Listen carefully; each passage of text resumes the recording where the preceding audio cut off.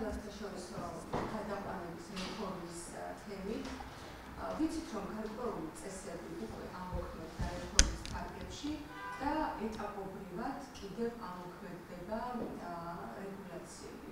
რომ გითხრათ, რომ განვარტოთ ამ დროისთვის რა წესები შევიდა ძალაში, რა იგეგმება და ზოგადად ამ რეფორმის მნიშვნელობის შესახებ რომ გითხრათ თქვენი შეფასება, საბოლოო ჯამში რას ველოდებით რეფორმის განხორციელების შედეგად? მოგეხსენებათ, წლები არის საუბარი მიმდინარეობს ზოგადად ავტოსადგურებისა და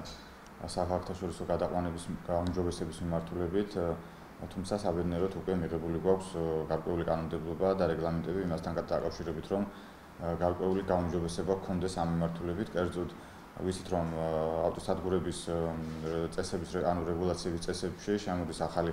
ცვლილებები, მაგალითად 1 მარტიდან უკვე მოთხოვნაში არის სამედიცინო შემოწმების მიმართულება, აქვე ვალდებულებას იღებენ მძღოლები, რომ ყოველ ნახევარწელიწადში ერთხელ წარმოადგინონ დოკუმენტაცია ნარკოლოგიური ცნობა, ასევე ჯანმრთელობის ცნობა ყოველ ნახევარწელიწადში ერთხელ, ასევე წელიწადში ერთხელ უშუალოდ სატრანსპორტო საშუალების პერიოდული ტექნიკური ინსპექტორების დამადასტურებელი დოკუმენტი. ეს არის ძალიან კარგი და ამასთან მიმართებაში მნიშვნელოვანი არის ასევე სახმელეთო ტრანსპორტის სააგენტოს მიერ მოხდეს ამ რეგულაციების და გარკვეული აღმოჩენილი ხარვეზების მონიტორინგი. ჩვენ ვიცით, რომ წინა კანონმდებლობით ამის შესაძლებლობას არ იძლეოდა საქართველოს კანონი და რეგლამენტი გამომდინარე იქიდან, რომ მოსამართლის ბრძანებულება იყო საჭირო, რომ სახმელეთო ტრანსპორტის სააგენტოს თანამშრომელი შესულიყო და შეემოწმებინა უშუალოდ ადგილზე ავტოსადგური, თუმცა დღევანდელი კანონმდებლობით ეს აღარ არის სავალდებულო, ამიტომ ნებისმიერ დროს საკუთარი ინიციატივით, ასევე მესამე პირის მოთხოვნის საფუძველზე შეუძლია ავტოსადგურების შემოწმება. ამასთანავე ეს ახალი კანონმდებლობა ითვალისწინებს გარკვეული წესების შემოღება საგზაო უსაფრთხოებასთან დაკავშირებით, კერძოდ ვეღარ განახორციელებს 150 კილომეტრზე უფრო შორ მანძილზე სამარშრუტო ესე რომ ვთქვათ ავტომობილი, ეგრეთ წოდებული მარშრუტკა, ანუ გადაყვანებს და მხოლოდ იქნება ევრო 4 სტანდარტის ავტობუსები, მაღალგაბარიტიანი. მოგეხსენებათ, ეს ავტობუსი არ უნდა იყოს 20 წელზე უფრო მეტი ხნის ავტობუსი, გამომდინარე იქიდან, რომ ჩვენი ავტოპარკის დაახლოებით 60-70% ვიცით, რომ 15 წელზე უფრო მეტი მოძველებულია, ამიტომ გადაყვანებში გვქნის ძალიან დიდ პრობლემებს და უნდა იყოს, რა თქმა უნდა, ტექნიკურად გამართული. აქვე ალბათ ძალიან მალე იქნება მოთხოვნაში იგივე მიმართულება, რა ძალიან ბევრ ევროპულ ქალაქში არსებობს, ეს არის სიჩქარის შემზღუდველი მოწყობილობების დაყენება საერთაშორისო გადამყვან სატრანსპორტო საშუალებებზე, გამომდინარე იქიდან, რომ ძალიან ბევრი მძღოლი, როდესაც ჩვენც მაგალითად 5 წლის უკან ჩავატარეთ კვლევა, აღმოჩნდა, რომ კამერებთან, სექსიურ რადარებთან ყველა ანელებს, თუმცა იმ ტერიტორიებზე, სადაც არ არის ეს კამერები, ყველა მიცის, მძღოლებს აქვთ ამის შესახებ ინფორმაცია და ხშირად აჭარბებენ სიჩქარეს, გამომდინარე აქედან აუცილებელი არის სიჩქარის შემზღუდავი, ესე რომ ვთქვათ, მოწყობილობების დამონტაჟება საერთაშორისო გადამყვან ტრანსპორტში, რაც რეალურად შეამცირებს სიჩქარის გადაჭარბების ფაქტებს და რა თქმა უნდა ტრავმატიზმის შემცირდება და ამასთანავე აუცილებელი არის ტაქოგრაფების სისტემის შემოღება, რაც იგეგმება და კარგი არის, ვინაიდან 30 დღის განმავლობაში ინახავს ტაქოგრაფის ჩანაწერი სიჩქარის გადაჭარბების ფაქტების შესახებ ინფორმაციას, ასევე იმის შესახებ ინფორმაციას დაისვენა თუ არა მძღოლმა ყოველი 4 საათის შემდგომ. ვიცით, რომ გარკვეული პრობლემები არსებობს სკოლის გადაღლასთან დაკავშირებით, ხშირ შემთხვევაში, როცა A პუნქტიდან B-ში ჩაყავს მგზავრები მძღოლს, აღარ ისვენებს და უკან ბრუნდება, რაც ხშირ შემთხვევაში 8 საათიან გრაფიკსაც აჭარბებს და ეს ყოველდღე წარმოუდგენელია, გამომდინარე იქიდან, რომ ევროკავშირის დირექტივებით დაახლოებით 4-4.5 საათის შემდგომ აუცილებლად უნდა გააჩეროს მძღოლმა ავტომობილი და შეისვენოს, რომ უკვე მან სრულად სრულფასოვნად შეძლოს ავტომობილის მართვა. ანუ ეს მოთხოვნა ჩვენთანაც იქნება. კი, შემოვა ეს მოთხოვნაც ნელ-ნელა, რაც შეეხება თვითონ ავტოსადგურების შემდგომ თემებს, ანუ აქ ძალიან ბევრი თემა არის ჩაშლილი, იგივე ის, რომ გარკვეული ტექნიკური რეგლამენტის შესაბამისად მოთხოვნილი იქნება ბაქნები, შესაბამისად რაოდენობა სამედიცინო ოთახი, ბავშვთა და დედათა ოთახი, ასევე მძღოლთა მოსასვენებელი ოთახი, რაც 50% მძღოლებისას, ესე რომ ვთქვათ, უნდა აკმაყოფილებდეს, რომ მოისვენონ და ასევე უნდა მოხდეს ტექნიკური შემოწმება ყოველი რეისის ესე რომ ვთქვათ, გასვლის წინ, უშუალოდ ვიზუალური შემოწმება შეიძლება იყოს ეს და რაც მნიშვნელოვანი არის თვითონ მძღოლთა გადამზადების თემები, ანუ მძღოლები მხოლოდ მარტო ის, რომ მართვისმოწმება აქვთ გარკვეული კატეგორიის გარკვეული ხანი, ეს იმას არ ნიშნავს, რომ კონკრეტული სატრანსპორტო საშუალების მართვა მძღოლს აბსოლუტურად უსაფრთხოდ შეუძლია, ამიტომ აუცილებელი იქნება მძღოლებისთვის სპეციალური ინსტრუქტაჟის ტრენინგების ჩატარება, რომ მაქსიმალურად შევამციროთ გზებზე სიკვდილიანობა, რაც რეალურად საქართველოში გვაქვს ამ ეტაპზე.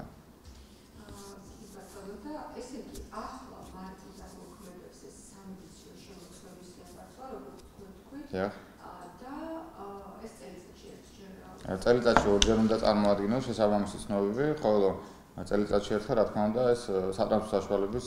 პერიოდული ტექნიკური ინსპექტორების ჩატარების ეს აქტი, ანუ რამდენად არის თუ არა ავტომობილი გამართული. და შემდგომ უკვე დანარჩენი თქვენ ახსენეთ იგივე სიჩქარის შემოსავლზე, ავტოსადგურების მოწყობაზე, აი ამას რა მოხდა აქვს, ანუ რამდენიმე უნდა დასრულდეს? ეს წესით პირველი ივნისიდან უნდა შევიდეს გარკვეული რეგულაციები ძალაში, თუმცა ვიცით რომ პრობლემა არის ის რომ ძალიან ბევრი რეფორმის განხორციელება უწევს სახელმწიფოს ერთდროულად გამომდინარე იქიდან რომ ჩვენ არ გვაქვს ელექტრონული გაბილეთიანების სისტემა აქ გვიწერია რომ ელექტრონული გაბილეთიანება უნდა მოხდეს ონლაინ უნდა შეეძლოს ნებისმიერ საქართველოს მოქალაქეს თუნდაც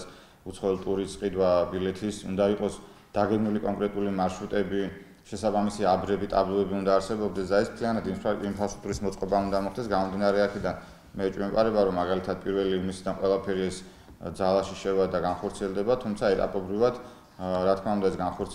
განხორციელდება და ასევე ძალიან მნიშვნელოვანი არის თვითონ ბიზნეს სექტორის ჩართულობა და სახელმწიფოს ურთიერთობა, მათთან კომუნიკაცია გამომდინარე იქიდან რომ ბიზნეს სექტორმა უნდა ჩადოს გარკვეული ფული, თანხა ამ ესე რომ ვთქვათ ავტოსადგურების მოწყობაში და იმ სტანდარტებთან მიახლოებაში, რაც რეალურად სახელმწიფოს მიერ არის დადგენილი. ამიტომ ვფიქრობ, რომ შეიძლება დროში რაღაც ეტაპზე გაიწელოს და ვერ მოისწროს, თუმცა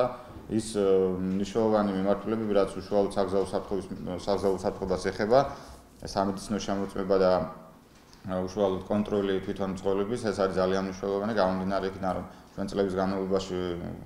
არა მარტო სხვადასხვა ტელევიზიების ეთერით, არამედ თქვენს პრეს-კლუბშიც ბევრჯერ გვისაუბრია იმ საგზაო შემთხვევებზე, რომელიც ხდება სამგზავრო გადაყვანების დროზე ძალიან ბევრი ხალხი დაუკარგეთ. აქედან გამომდინარე, ეს უსაფრთხოების სტანდარტების ამაღლებას, რა თქმა უნდა, ჩვენს მივესალმებით და ეს უნდა იყოს პირდაპირ ორიენტირებული იმისათვის, რომ შევამციროთ საქართველოში საგზაო ტრამვატიზმი და სიკვდილიანობა. ეს უსაფრთხოების თემა რომ გავაგრძელოთ, თქვენ ესწრებოდით საგზაო უსაფრთხოების გლობალურ მინისტერიალს და მინდა გკითხოთ ამის შესახებაც, რომ გითხრათ თავარი საკითხები, რომელიც მინისტერიალზე იყო განხილული გლობალურად, აი რა გამოწვევები დგას დღეს ამ მიმართულებით, საგზაო უსაფრთხოების მიმართულებით და ჩვენს ქვეყანასთან დაკავშირებითაც ჩვენთან აი ეს როგორ არის ეს გამოწვევები როგორ მოგეხსენებათ გლობალური მინისტერიალი მეოთხე ჩატარდა ამ წლის 18-20 თებერვლის ფარგლებში ეს მინისტერიალი იმართება 5 წელიწადში ერთხელ მოგეხსენებათ რომ გაეროს გლობალური დეკადა რომელიც 2021-2020 წლის ფარგლებში მოქმედებდა და უნდა შეემცირებინა სიკვდილიანობა 50%-ით ეს ვერ იქნა მიღწეული, მხოლოდ 5%-ით იქნა შემცირებული, აქედან გამომდინარე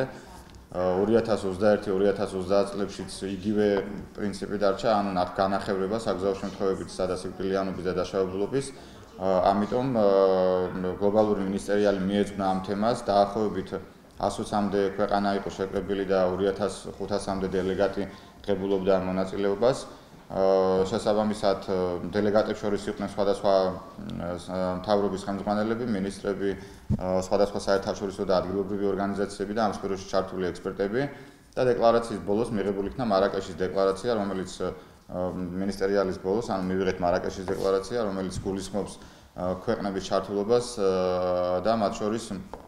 მოწოდება არის მაროკოს მეფის მუჰამედ მე-6-ის, რომელიც პატრონაჟით ჩატარდა ეს მინისტერიალი, ის რომ სახელმწიფოებმა პოლიტიკის დონეზე აიყვანოს საგზაო უსაფრთხოების საკითხები. დეკლარაცია პირდაპირ მოუწოდებს, რომ შექმნან ქვეყნებმა საგზაო უსაფრთხოების სააგენტოები, რომელიც პირდაპირ პრემიერ-მინისტრებთან და სახელმწიფოს ხელმძღვანელებთან იქნება დაქვემდებარებულები და ისინი უშუალოდ შეასრულებენ იმ გარკვეულ მიმართულებებს და დავალებებს, რამაც რეალურად უნდა ესე რომ ვთქვათ შეამცირონ საგზაო შემთხვევები და აქვე იყო რამდენიმე საკითხი ჩაშლილი, მაგალითად ის რომ საგზაო ინფრასტრუქტურის მოწესრიგების დროს გაამახვილონ ისეთ დიზაინებზე ყურადღება, სადაც ნაკლებად იქნება სავარაუდოდ ადამიანები დაიღუპონ. თვითონ ავტომწარმოებლებს მოუწოდეს, რომ მაქსიმალურად ეცადნოს შექმნანის თანამედროვე ტექნოლოგიები, რაც ხელს შეუწყობს ავტოსაგზაო შემთხვევების დროს ადამიანების გადარჩენას ავტომობილის სალონში, ხოლო რაც შეეხება თვითონ ადამიანებს და ცნობიერებას, აქვე სახელმწიფოებს მოუწოდეს, რომ მაქსიმალურად გაამახვილონ ყურადღება ცნობიერების ამაღლების კამპანიების განხორციელებაში, სხვადასხვა ადგილობრივ, საერთაშორისო სახელმწიფო ორგანოების, ორგანიზაციების ჩართულობით და ყველაზე დიდი გამოწვევა, რაც რეალურად დასახელებული იყო და რაზეც სიკვდილიანობა გაიზარდა, არის ორთვლიანი ტრანსპორტი. მოგეხსენებათ, მსოფლიოში ბოლო წლებში არის ტენდენცია ორთვლიანი ტრანსპორტის მატების, მით უმეტეს საქართველოშიც ვხედავთ, რომ ბოლო წლებში მომატებული არის და ეს გარკვეულწილად უკავშირდება მიწოდების სერვისის გააქტიურებას ორთვლიანი ტრანსპორტის მიმართულებით და ძალიან ბევრი ხალხი იღუპება. ამიტომ აქაც იყო მოწოდება, რომ სახელმწიფომ გარკვეული ინიციატივები გამოიჩინოს და ჩაერთოს ბიზნეს სექტორთან ერთად, მაგრამ მაქსიმალურად ბიზნეს სექტორმა აიღოს პასუხისმგებლობა ორთვლიანი ტრანსპორტის გადაადგილების უსაფრთხოებაზე. ვიცით, რომ საქართველოში არსებობს გარკვეული საკურიერო მომსახურების ცენტრები, ორგანიზაციები, რომლებიც დღესდღეობით მოქმედებენ და ასეთმა ორგანიზაციებმა უნდა გადაამზადონ თავიანთი პარტნიორი მძღოლები, უნდა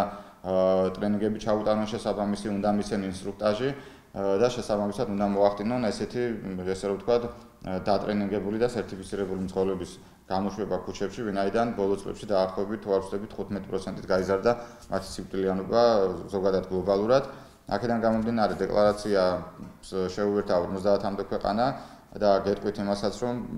წინა 10 წლის დეკადა, სადაც ორი მინისტერიალი უკვე ჩატარდა და უნდა განახევრებულიყო საგზაო შემთხვევები ზოგადად გლობალურად, მხოლოდ 5%-ით შემცირდა და ეს იყო მხოლოდ და მხოლოდ განვითარებული ქვეყნების ხარჯზე. რაც შეეხება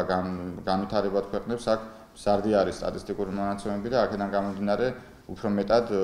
განვითარებადი ქვეყნების ჩართულობას, ესე რომ ვთქვათ, აღნიშნავენ ამავე დეკლარაციაში. და საქართველოს არის მიერთებული? ეს არის გლობალური დეკლარაცია, რომელიც არის ნებაყოფლობითი, სავალდებულო რა თქმა უნდა არ არის, თუმცა ეს დეკლარაცია გულისხმობს იმას, რომ ჩვენ ხომ გაეროს წევრები ვარ და გამომდინარე იქიდან გაეროს გლობალური მიზნები 2030-ში, სადაც დასახელებული არის სიკვდილიანობის განახევრება, ავტომატურად უერთდება ნებისმიერი ქვეყანა, სადაც არის, ესე რომ ვთქვათ, რომელიც არის გაეროს წევრი და აქედან გამომდინარე ბევრი რამ არის გასაკეთებელი კიდევ იმისათვის, რომ საქართველოში და ზოგადად გლობალურად შემცირდეს ეს საგზაო შემთხვევები, ტრავმატიზმი და სიკვდილიანობა. ძალიან დიდი მადლობა. მადლობა თქვენს.